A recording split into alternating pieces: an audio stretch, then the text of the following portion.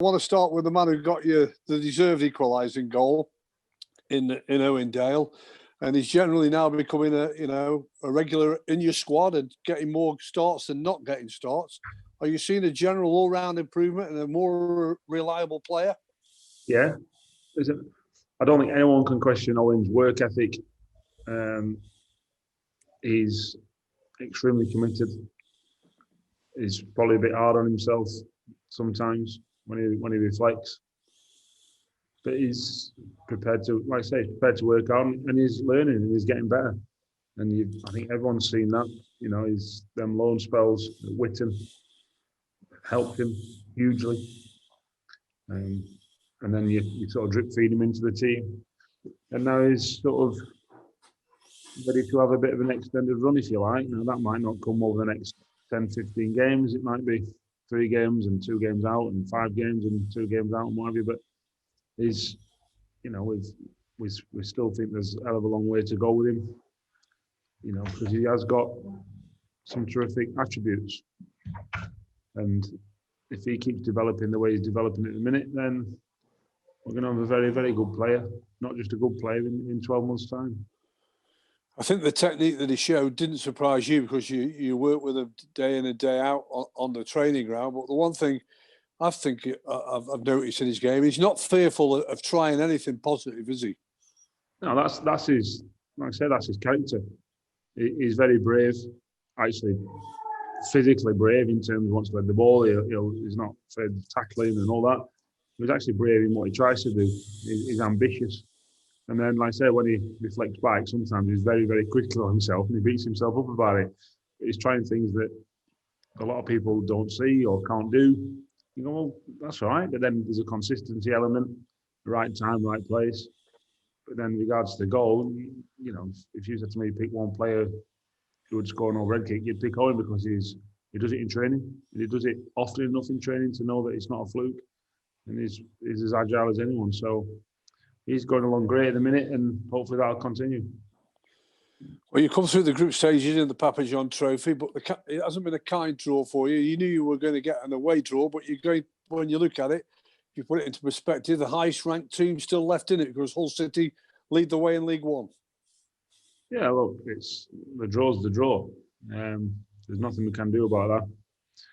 We're not FIFA or UEFA, and we don't lobby people and give them watches. I'm allowed to say that. I don't know. I think we 18 of them or whatever it is out of the 25 that voted. I think on corruption charges. I don't think I'm speaking out of turn, but no, the draw's the draw. It's a good draw for us. We went there and gave a good account of ourselves early in the season and fell a bit short. I'm sure Grant will change his side, and we'll see how we get on the night. You just take the next question out of my thoughts there.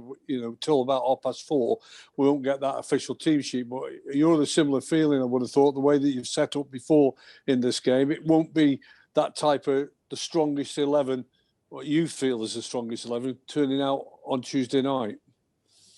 Unlikely, I would say to that. But then, at the end of the day, it's an opportunity. You had... In all 3 group games, we made changes.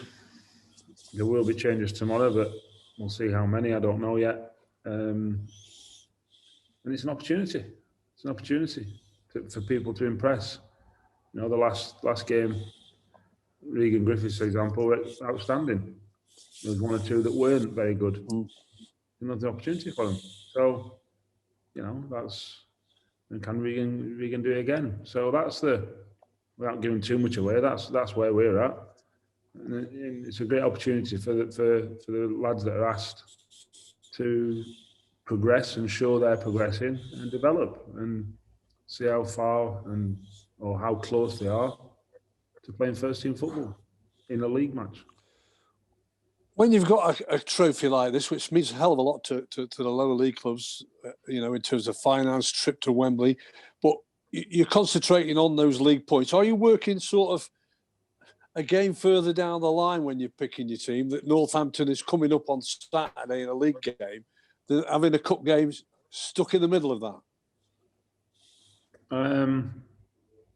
Yes, I suppose the answer is. I suppose to answer your question, we pick the team for tomorrow on Friday. Yeah. With the caveat of it could change because of substitutions and injuries and what have you. And we're definitely taking one game at a time, but have also got half an eye on what's coming up. Always, just for this particular game. It's different if it's league games, you don't do that. But for this particular game, I think you have to. Well, whatever team you send out, the one thing I'm pretty sure you will hope is that you're getting on the front foot from kick-off time. It just in the last two games, you've probably been disappointed that you haven't been on the front foot and allowed all your ability and what you've got in your locker to have to fight their way back into the games. And they've done that because they've taken 4 points out of the last 6. Yeah, I think the last two games we've only played for 90 minutes. The second half of both games, and although on Tuesday that was enough, on Saturday it wasn't. I don't think there was anything in the game first half, I have to say, on Saturday, and I thought we were far better in the second half, but then we didn't manage to win the game. And if you waste 45 minutes, that's not you're always going to leave yourself wide open from the manager for criticism in that sense. So we know if we perform well for 90 minutes, we'll give anyone a game. And I suppose in the last two games, we've given opposition a game in 45 minutes each. So we have got to be better across the whole 90 minutes. But at the same time, if you said only play for 45 minutes and take 4 points every two games, I'd stick with playing 45 minutes every week and taking 4 points after two games. So I can't be too downbeat. I can't be too hard on them. We're in a tough period. There's no getting around that. There's been ridiculous amounts of games, but it's the same for everyone. So we crack on. I want to talk about your captains. I want to talk about, first of all, you handed Harry Pickering the armband at the weekend. Your thoughts behind that? There's a few contenders. He's an exceptional professional. He lives and breathes football.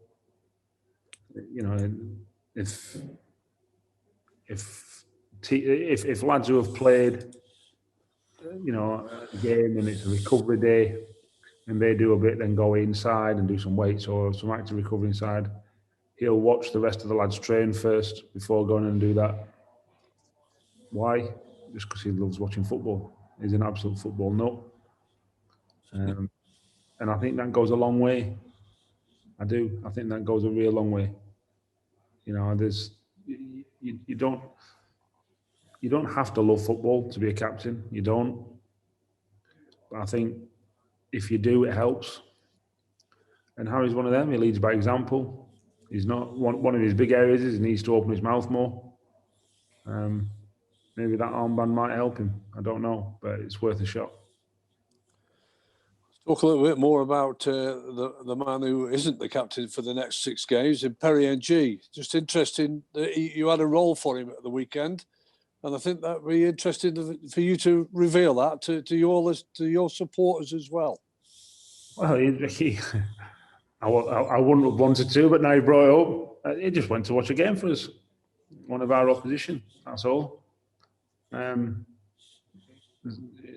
He was in training Saturday morning with the lads that weren't involved Saturday. Then he got in his car and went down to Northampton. So, and it'll be interesting to see what he says when I get his report today, when I read it. So, that's not punishment. That's development. He's been punished with both in terms of missing matches and internally. But it's something that can help him develop. Watching games of football, but not just watching it, studying it. What do opposition do? What do they do? Why they're doing that? What's the answers? That makes you a better footballer in game. So, it's all part of his development. Because if he can't do it on the pitch, he has to do it off the pitch. And whilst we're all at Burton, he can still be doing that for us.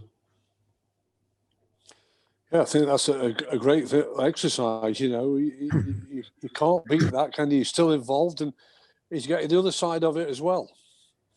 I often ask players to work things out for themselves. Why is this? Why that? Why are you doing that? Not to catch them out, and not because I don't know the answer. It's to try and gauge their thoughts and to make them think in a way that makes them understand why they're doing what they're doing, as opposed to just they think that's what they should be doing. There's a difference. If you know the sort of reasons why behind what you're doing, the actions, then you're going to become a better footballer. I believe one way of doing that is actually going to watch opposition and say, right, what are they trying to do? You know, in the cold light of day, no emotion in it, and a lot harder when you get on the pitch. We all know that. But then I think if you get them sort of critical thinking skills as a player, you don't half become a better player.